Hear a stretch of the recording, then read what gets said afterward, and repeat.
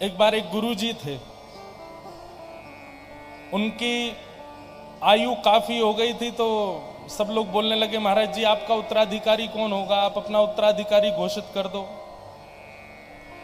तो महाराज जी ने 2 शिष्यों को बुलाया जो उनके प्रिय थे, उन शिष्यों को बुला करके एक एक मुट्ठी चना दे दिए, बोले जो 3 वर्ष बाद इन चनों को मुझे वापस करेगा मैं उसको उत्तराधिकारी बनाऊंगा।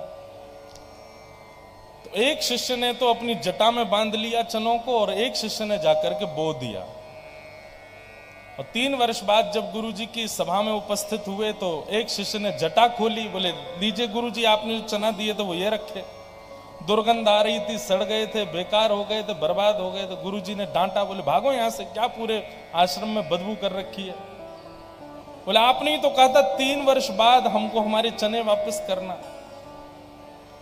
दूसरे शिष्य ने आकर के कहा, बोले गुरुदेव आपके द्वारा दिए गए चने में भीतर नहीं ला सकता, आप बाहर चलो।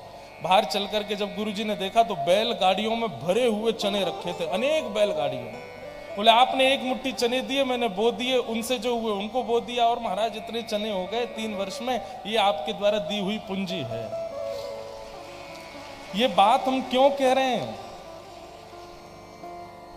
गुरु जितना बतावे केवल उतना पालन नहीं करना है, गुरु जो कहे जो बतावे उसका विस्तार करना ये शिष्य का धर्म होता है, उसको विस्तृत करना ये शिष्य का धर्म होता है। आज महाराज जी आपको राम नाम दीक्षा देते होंगे, अपने संप्रदाय में आप सब लोग दीक्षित होते हैं। महाराज जी कई सारे नियम बताते हैं आप लोगों को, ऐसा करो, ये ऐसे रहना चाहिए, ये नहीं खाना है, ये नहीं पीना है, ऐसे रहना है, आदि आदि सब भाव आपको चाहिए उसका पालन करे। ये तो हो गया सामान्य शिष्य का लक्षण, लेकिन उस सुनी हुई बात का विस्तार करके उसका अतिशय अपनी ओर से भी उसका पालन करे, ये शिष्य का लक्षण होना चाहिए। महाराज जी हमारे मन में बात आती है कि कई लोग ऐसे आपको भी मिलते हैं, हमको भी मिलते हैं, कई लोग हैं वो अपने पूर्व की ली हुई दीक्षाओं के बाद फिर आजकल प्रभाव देख करके गुरु बदलने का मन करते हैं कि महाराज जी हमने दीक्षा तो ले रखी है, लेकिन आपकी आज्ञा हो तो हमारा मन है हम आपसे ले लें। आपको अपने गुरु में दिक्कत क्यों हो रही है? जो लोग सोचते हैं कि क्या हम अपना गुरु बदल सकते हैं, तो उनके लिए एक ही उत्तर है, क्या आप अपने माता पिता बदल सकते हो? जो एक बार हो गए वही रहेंगे जीवन पर्यंत। गुरु के गुरुत्व में कभी भी संशय मत करो। संशय करना है तो अपने शिष्यत्व में करो। निश्चित हमारे अंदर ही कोई दोष होगा, हमारे गुरु में कोई दोष नहीं। गुरु के गुरुत्व में कोई दोष नहीं होता, शिष्य के शिष्यत्व में होता है। या तो पहले ही आपको समझना चाहिए कि जब हम गुरु बनावें तो पहले ही विचार कर लें, पहले उसकी दिशा का पालन करें। जब दिशा से अपने अंदर परिवर्तन दिखने लग जाए तब दीक्षा ग्रहण करें।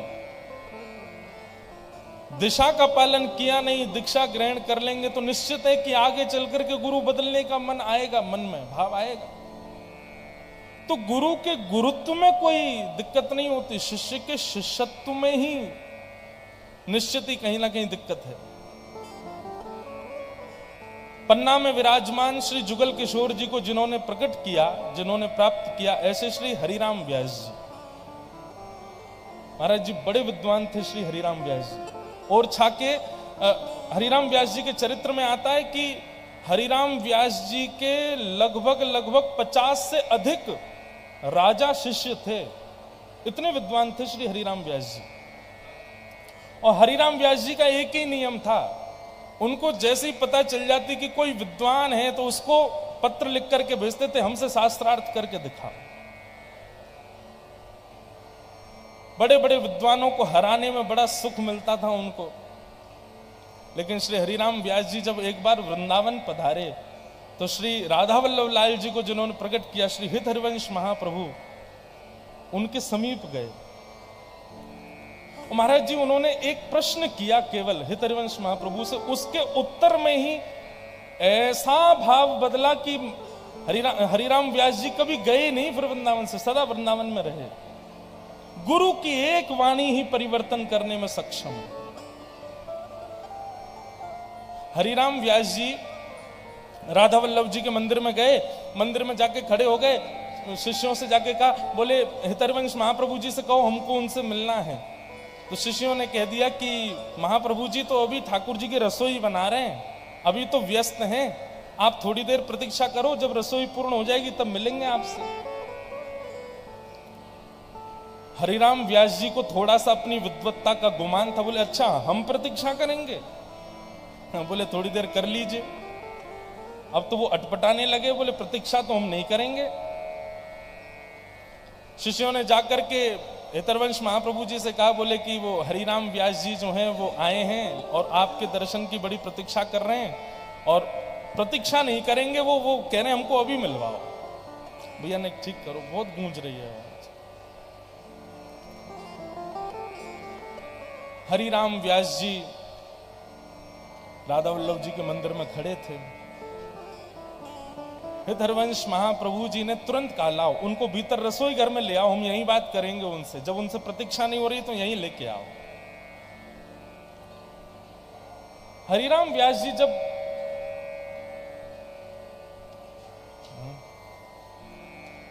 व्यास जी जब हितरवंश महाप्रभु के पास पहुंचे तो महाप्रभु जी रसोई बना रहे थे, और उसी समय हरिराम व्यास जी ने कहा, बोले भगवान हमने आपकी सेवा में विक्षेप किया, आप प्रसाद बना रहे हैं और हम आपके मन में ये भाव कर रहे थे कि हम आपसे मिलें, आप क्षमा कर दें, आप प्रसाद बनाते रहिए और मेरे संशयों का उत्तर देते रहिए। हितरवंश महाप्रभु का जो उत्तर था ना, उसी उत्तर से श्री हरिराम व्यास जी संभल गए। महाप्रभु जी बोले, आपको ऐसा लगता है कि मैं हाथ से प्रसाद बनाऊं और बुद्धि से आपको उत्तर दूं, ये दो काम एक साथ कर लूं। लेकिन व्यास जी वास्तविकता यह है कि ठाकुर जी का प्रसाद हाथ से नहीं, वो बुद्धि और मन से ही बनाया जा सकता है। यदि मैं मन से प्रसाद बना रहा हूं तो आपके प्रश्नों का उत्तर नहीं दे पाऊंगा, एक क्रिया तो मुझको रोकनी पड़ेगी। बस यही विषय सुनकर के श्री हरिराम व्यास जी स्तब्ध हो गए। उनको ये बात पता चली कि बुद्धि और कर की क्रिया दोनों में अंतर होता है, एक नहीं है। हम सोचते हैं कि मन से हम भगवत नाम भी कर लें और हाथों से अन्य क्रियाएं भी कर लें। अगर आप ऐसे भजन करते हो तो आप भजन कर ही नहीं रहे हो। आप यदि मन से भजन कर रहे हैं तो अन्य क्रिया आपसे हो ही नहीं पाएंगी। संसार का साधन और भगवत भजन ये एक साथ संभव नहीं है, और जो कर रहे हैं इसका मतलब निश्चित ही वो पूर्णता से कर नहीं रहे हैं, क्योंकि भगवत भजन जब होगा तब अन्य क्रियाएं आप कर नहीं पाओगे। हरिराम व्यास जी के चित्त का संशय दूर हो गया और सदा के लिए फिर वृंदावन में ही बस गए। और हरिराम व्यास जी जिन्होंने जुगल किशोर जी को प्रकट किया, उनका एक बड़ा प्रसिद्ध पद हमारे वृंदावन में गाया जाता है।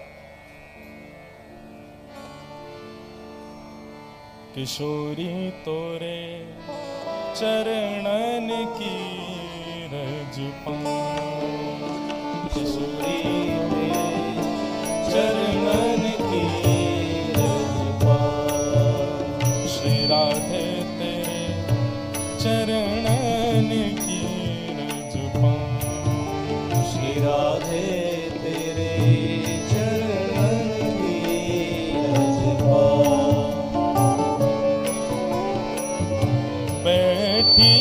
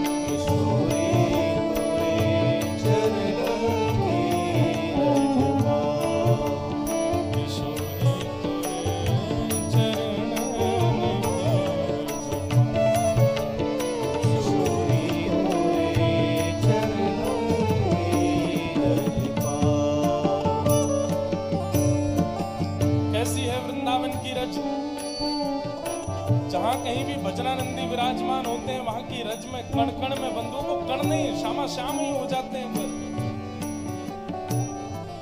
हरिराम व्यास जी कहते हैं, जारज को ब्रह्मादिक तरसत, जारज को ब्रह्मादिक तरसत, सूरज शीश चढ़ाओ किशोरी तोरे, सूरज शीश चढ़ाओ किशोरी तोरे, व्यास स्वामी की छवि निरखत, व्यास स्वामी की छवि निरखत, व्यास स्वामी की छवि निरखत, व्यास स्वामी की छवि निरखत, विमल विमल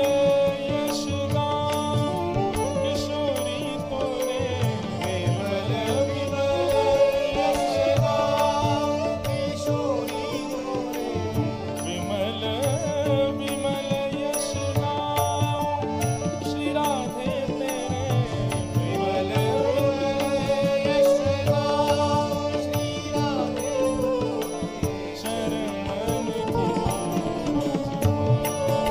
किशोरी तोरे चरणन की रजपा, श्री राधे तेरे चरणन की राधे तोरे चरणन की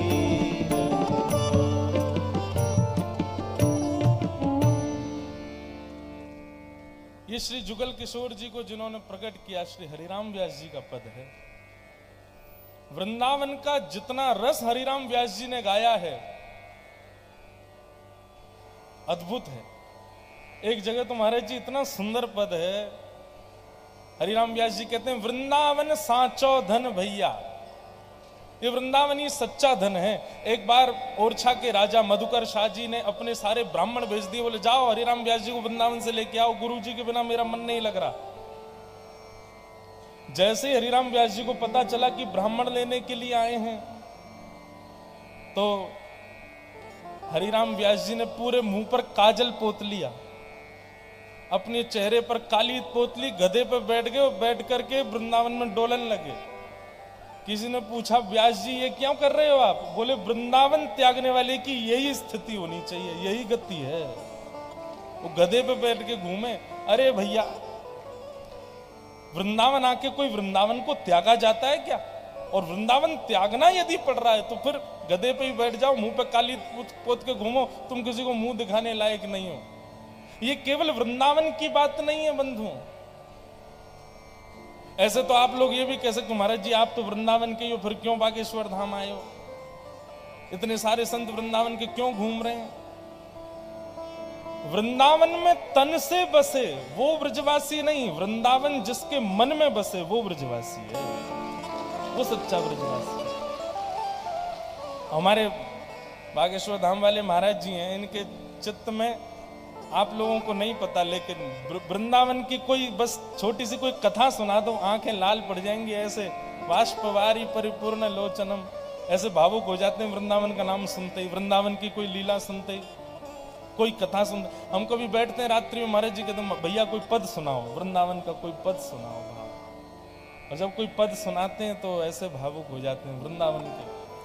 वृंदावन में आएंगे, कभी दर्शन करेंगे, ठाकुर जी को देख के भावुक हो जाएंगे। इसका मतलब क्या? चित्त में वृंदावन बसता है। वृंदावन सांचो धन भैया, जहां श्री राधा चरण रेणु की कमला लेत बलैया, वृंदावन सांचो धन भैया। तो मैं कहना क्या चाह रहा हूं बंधुओं, गुरु कृपा, गुरु कृपा का यह प्रसाद है कि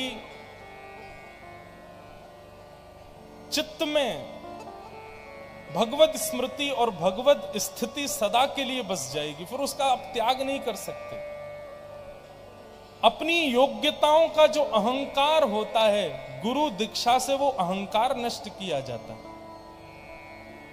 तृणादपि सुनीचेन, गुरु के आश्रय में आने के बाद आप स्वयं को तृण के समान मानने लग जाओगे। स्वयं के प्रति स्थिति ऐसी हो जाएगी कि हम तृण जैसे हैं। तो ये सब गुरु कृपा है। तो गुरु को चाहिए कि अपने पात्र रूपी शिष्य को अपनी संपत्ति दे, पिता को चाहिए कि पुत्र को नहीं पात्र को संपत्ति दे। श्री वेदव्यास जी महाराज ने अपने पुत्र को पात्र समझा और श्रीमद् भागवत रूपी संपत्ति श्री सुखदेव जी को प्रदान की। और वही भागवत की कथा फिर सुखदेव जी ने राजा परीक्षित को सुनाई।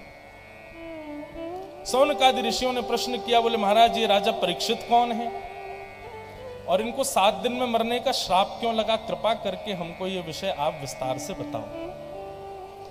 तब यहां महाभारत की कथा भागवत में थोड़ी सूक्ष्म रूप से सुनाई गई। यदा मृधे कौरव संजयानाम वीरेश्वथो वीर गतिम गतेषु व्रकोदरा विग्ध गदा विमर्श भ्रग्नोरुदंडे धृतराष्ट्र पुत्रे। महाभारत का सूक्ष्म अंश सुनाया गया, जहां पर युद्ध पूर्ण होने पर पांडवों की जब विजय हुई तो दुर्योधन ने गुरुपुत्र अश्वत्थामा को भेजा कि जाओ जाकर के 5 पांडवों को मार दो। बंधुओं, आजकल के व्यक्ति में भी ऐसी मात्सर्यता है, स्वयं यदि उपलब्ध नहीं हो पाए तो उनको इस बात की चिंता नहीं है कि हम उपलब्धि क्यों नहीं प्राप्त कर पाए, उनको इस बात की चिंता रहती है कि मुझे प्राप्त नहीं हुई तो फिर किसी और को भी नहीं होनी चाहिए। इसी को ही मात्सर्य दोष कहते हैं। हनुमान नाटक ग्रंथ के बारे में आप सबने सुना है। श्री हनुमान नाटक ग्रंथ स्वयं श्री हनुमान जी ने अपने नखों से राम जी का सुंदर चरित्र शिलाखंडों पर लिखा था, जिसको पढ़कर के श्री वाल्मीकि जी महाराज के मन में आया कि भैया यदि इसको कलयुग के लोगों ने पढ़ लिया तो हमारी लिखी रामचरित्र को कोई नहीं पढ़ेगा। तो हनुमान जी महाराज ने तुरंत उन शिलाखंडों को समुद्र जी में प्रवाहित कर दिया। बोले कि आप अपने मन में चिंता मत करो कि आपके ग्रंथ को कोई नहीं पढ़ेगा, हम अपने द्वारा लिखी हुई ये राम जी का जो चरित्र है इसको हम विद्यमान कर देते हैं। आप बिल्कुल हनुमान जी महाराज के अंदर त्याग कैसा है। हम जरा सी किसी वस्तु का सृजन करते हैं, उस वस्तु को संजो के रखते हैं। संपूर्ण रामचरित्र लिखा और ऐसा लिखा कि न भूतो न भविष्यति, स्वयं श्री हनुमान जी ने।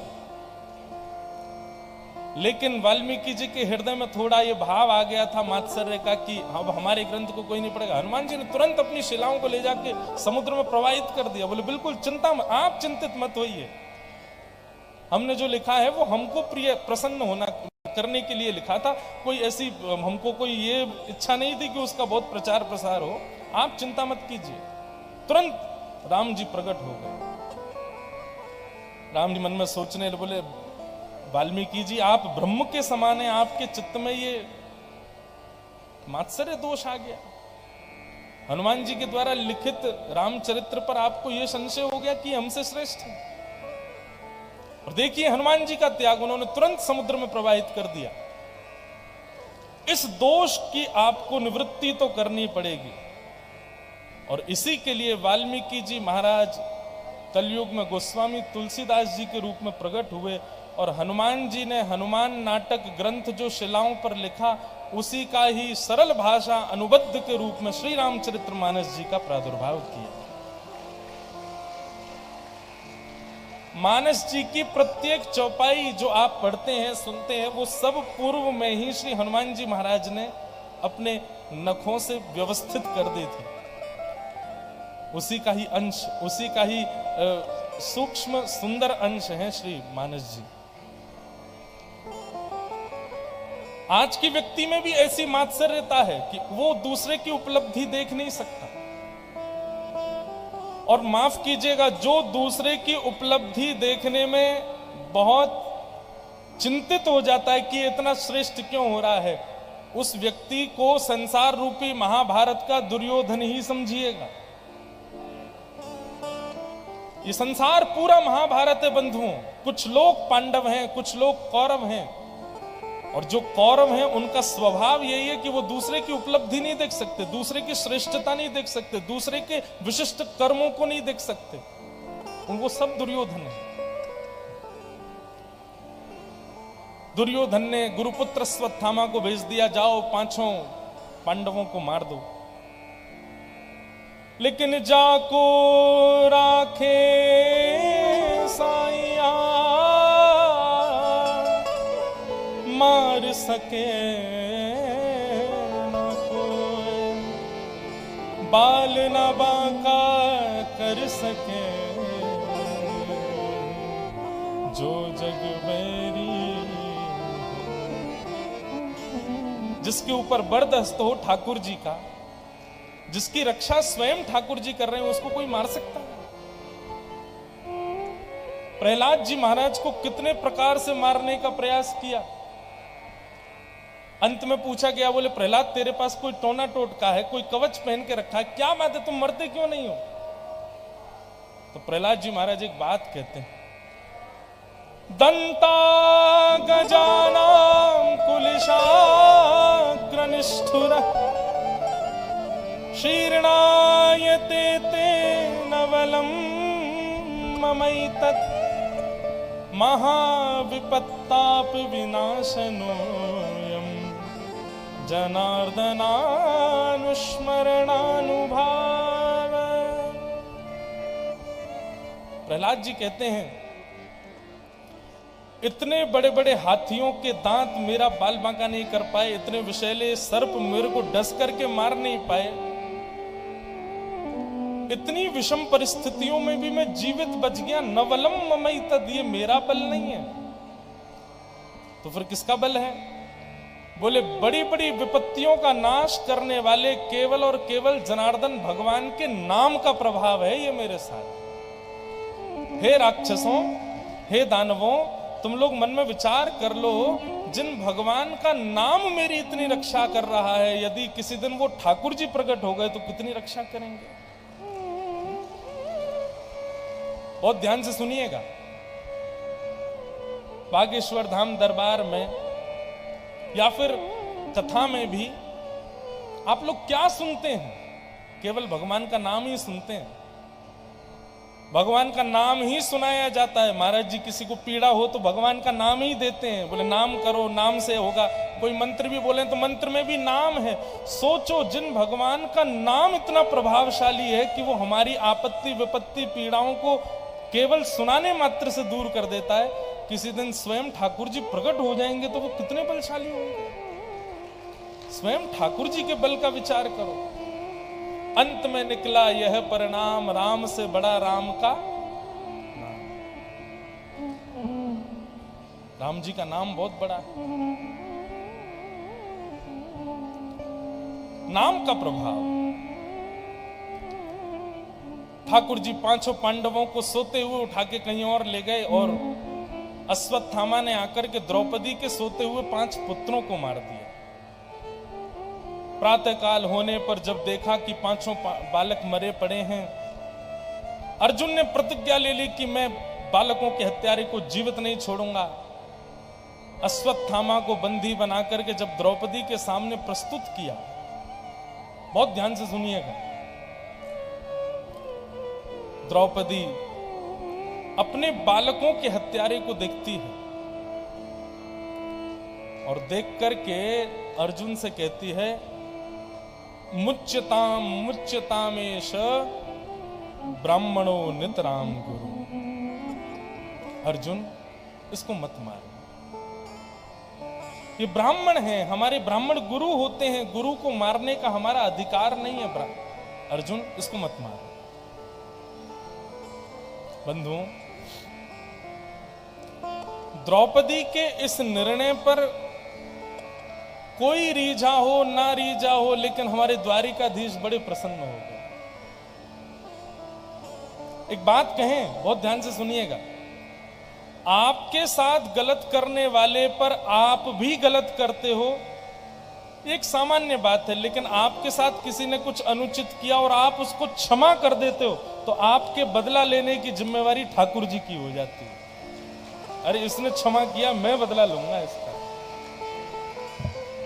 हम लोग क्या करते हैं, तुमने मुझे गलत कहा तो चल 4 बात मैं भी तुझे गलत कहूंगा, इसने मेरे साथ गलत किया तो मैं भी इसके साथ गलत करूंगा।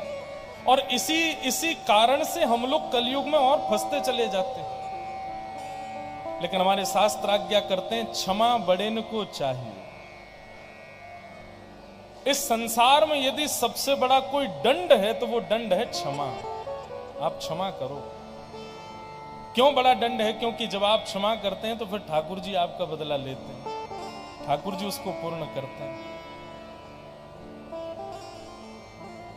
महाराज जी, एक प्रसंग आता है कि जब दुर्योधन की जंघा पर प्रहार किया गदा का, तो बलराम जी क्रोधित हो गए। क्रोधित होकर भीम को मारने के लिए आ गए कि भाई धर्म युद्ध में नाभि से नीचे प्रहार करना मना है और तुमने दुर्योधन की जंघा पर प्रहार कर दिया। तब क्रोधित हुए भीम जी को, क्रोधित हुए बलराम जी को ठाकुर जी ने रोका। वो भीम को मारने आए थे। भगवान ने आकर के रोका और रोक करके कहा, बोले बलराम जी आप क्यों मार रहे हैं भीम को? बोले कि इसने धर्म विरुद्ध कार्य किया है, इसने नाभि से नीचे प्रहार किया, मैं इसको जीवित नहीं छोड़ूंगा। तब भगवान बलराम जी से कहते हैं, बोले अच्छा, जब ये दुर्योधन भरी सभा में कह रहा था कि मेरी जंघा पे द्रौपदी को बैठा दो, तब आपको धर्म की याद नहीं आई? जब ये भरी सभा में दुशासन से कह रहा था कि निर्वस्त्र करके द्रौपदी को मेरी जंघा पर बैठा दो, तब आप कहां थे? वास्तव में नाभि से नीचे प्रहार करना धर्म युद्ध में मना है, लेकिन जिस समय दुर्योधन कह रहा था कि द्रौपदी को निर्वस्त्र करके जंघा पर बैठा दो, उस दिन भीमसेन ने प्रतिज्ञा ली थी कि द्रौपदी नहीं बैठेगी, एक दिन वचन देता हूं कि मेरी गदा जरूर तेरी जंघा पर बैठे।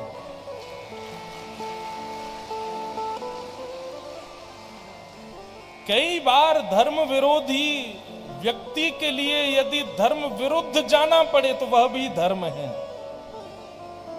कई बार अब कोई गौ माता को परेशान करे, अविला नारी के साथ में दुष्कर्म करे, उसके लिए हम धर्म का निदान थोड़ी देखेंगे कि धर्म क्या कहता है, ऐसा नहीं करना, ऐसा नहीं करना।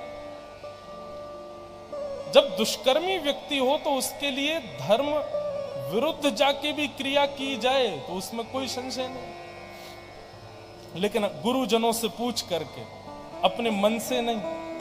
क्योंकि हर व्यक्ति जो हमारे साथ गलत करता है हमको वो धर्म विरोधी ही दिखता है, उसके संग हम बुरे से बुरा करने के लिए चाहते हैं। गुरुजनों से पूछ करके। द्रौपदी ने कहा कि इसको मत मारो, ये मेरे बालकों का हत्यारा जरूर है पर ये ब्राह्मण है, इकलौती माता का पुत्र है, इसलिए इसको मत मारो। द्रौपदी की ये बात सुनकर के ठाकुर जी इतने प्रसन्न हो गए, अपने बालकों के हत्यारे को क्षमा कर रही है। भगवान ने द्रौपदी को अपना नाम दे दिया, मेरा नाम कृष्ण, और आज से द्रौपदी का नाम कृष्णा। निरीक्ष कृष्णापकृतं गुरुसुतं वाम स्वभावा कृपया नाम च। निरीक्ष कृष्णापकृतं गुरुसुतं। कृष्णा को देख करके ठाकुर जी बड़े भावुक हो गए। द्रौपदी ने पांचों बालकों के हत्यारे को छोड़ने का भाव रखा। अर्जुन ने भगवान से पूछा, भगवान ने कहा ब्राह्मण कैसा भी क्यों ना हो उसको मारना नहीं चाहिए, बालकों का हत्यारा कोई भी क्यों ना हो उसको छोड़ना नहीं चाहिए। भगवान की बात सुनकर के अर्जुन समझ गए कि भगवान कहना चाहते हैं कि भरी सभा में सम्मानित व्यक्ति का अपमान करना यही मृत्युदंड है। ये ब्राह्मण है, इसको जान से नहीं मारा जा सकता, लेकिन इसको अपमानित किया जा सकता है। तो भरी सभा में अश्वत्थामा को अपमानित करके वहां से भगा दिया।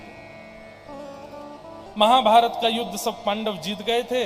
भगवान रथ में आरूढ़ होकर के जैसे ही जाने लगे द्वारिका की ओर, इतने में ही उत्तरा के गर्भस्थ शिशु को मारने के लिए ब्रह्मास्त्र छोड़ दिया।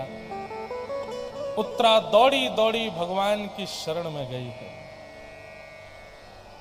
हमारे ब्रज में गाते हैं, जिसने हरि गुण गाए, जिसने हरि गुण गाए, जिसने राम गुण गाए,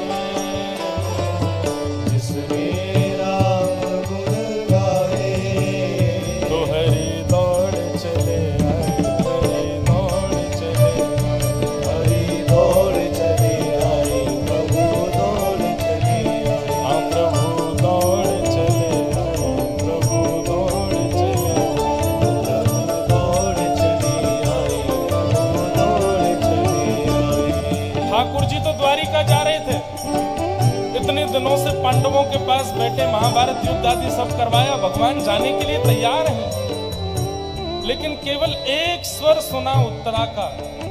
तुरंत ठाकुर जी अपने रथ से कूद पड़े और उत्तरा के गर्भ में अंगुष्ठ मात्र रूप धारण करके प्रवेश कर गए।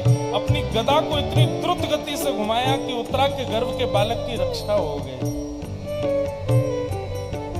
कभी कभी मन में विचार आता है कि कितने सहज, कितने सरल, कितने दयालु हैं ठाकुर जी। हमको सीखना चाहिए ठाकुर जी से। जिसने हरि गुण गाए, जिसने हरि गुण गाए, जिसने राम गुण गाए, जिसने राम गुण गाए, तो हरि दौड़ चले आए, हरि दौड़ चले आए, दौड़ चले आए, हरि दौड़ चले आए, हरि दौड़ चले आए, हरि दौड़ चले आए। हरि दौड़ चले आए, हरि दौड़ चले आए। भक्त प्रहलाद ने था पुकारा, भक्त प्रहलाद ने था पुकारा, भक्त प्रहलाद ने था पुकारा।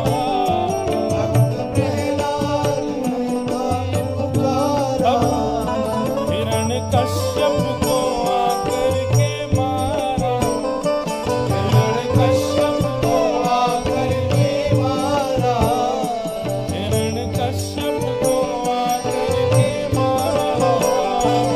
हिरण्यकश्यप को आकर के मारा।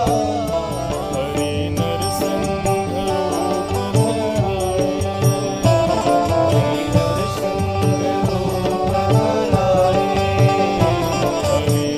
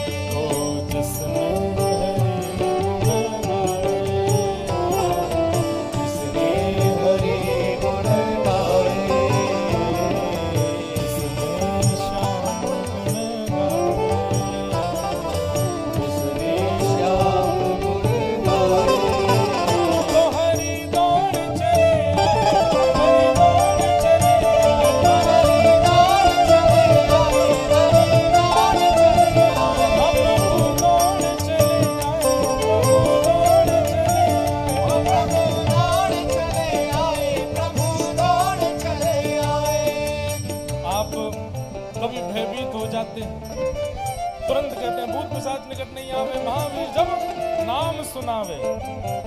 केवल नाम सुनाने मात्र से आपका भय अपने आप खत्म हो जाता है। घर में कोई बीमार हो गया तो महाराज सुंदरकांड का पाठ करा दो, केवल नाम गाने लग जाओ, कोई बीमार हो ठीक हो जाता है। हनुमान चालीसा सुना दो, भय दूर हो जाते हैं।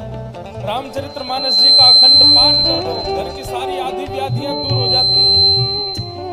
ये मानस जी का पाठ करना, सुंदरकांड का पाठ करना, हनुमान चालीसा सुनाना, भागवत जी का पाठ करना, एक प्रकार से भगवान नाम पुकार करके उनको बुलाना ही है। और उस पीड़ा से निवृत्ति हो जाती है तो इसका मतलब यही है कि ठाकुर जी आए और निवृत्त करके चले गए। इसीलिए गा रहे हैं, हे हरि दौड़ चले आए, हरि दौड़ चले आए, हरि दौड़ चले आए, हरि दौड़ चले आए, प्रभु दौड़ चले आए, हरि दौड़ चले आए, प्रभु दौड़ चले आए, हरि और जुगल किशोर लाल की।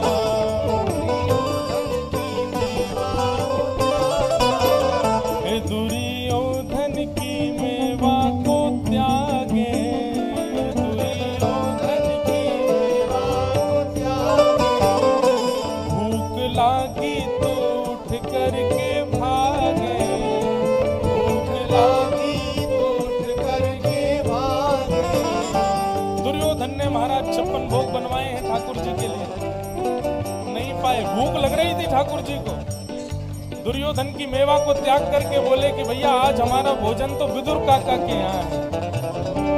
56 भोग छोड़ करके ठाकुर जी आज हरि पाए विदुर घर पावना। ठाकुर जी विदुर जी के घर गए और साग विदुर घर खाए, साग विदुर घर खाए, और साग